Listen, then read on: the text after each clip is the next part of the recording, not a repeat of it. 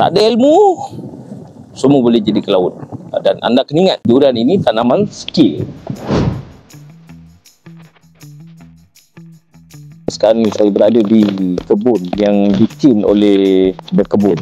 Berkebun yang setting lah, kebunnya sendiri. Hingga tangki air, usut everything lah. Tanah di sini agak kritikal dan customer ni order soil care dari kebun sebanyak 1 tan 40 beg. Kenapa soil care tu penting? Saya tunjuk soil care tanahnya. Tanah dah mula rekah macam ni dan soil care tanahnya agak keras.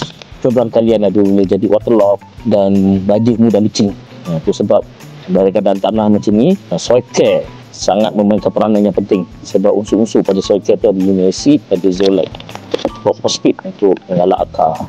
Zeolite tu memainkan peranan sebab dia bila kita tabur organik atau NPK supaya dia tak mudah licin bila hujan ataupun air sprinkler keluar daripada pipe lah. So ni dipanggil tanah yang agak kritikal, tapi saya kata dia bukan mematahkan semangat untuk kebun.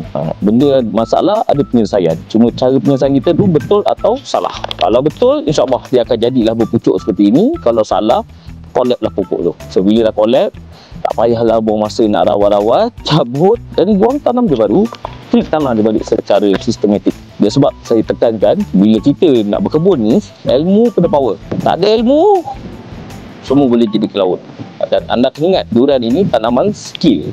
Anda boleh cuba apa skill yang anda ada, ilmu yang anda dapat, tengok ada perubahan pada pokok atau tidak. Kalau tak ada skill tu, ilmu tu salah. Kalau jadi, itulah ilmu yang betul dan manfaat pada korang.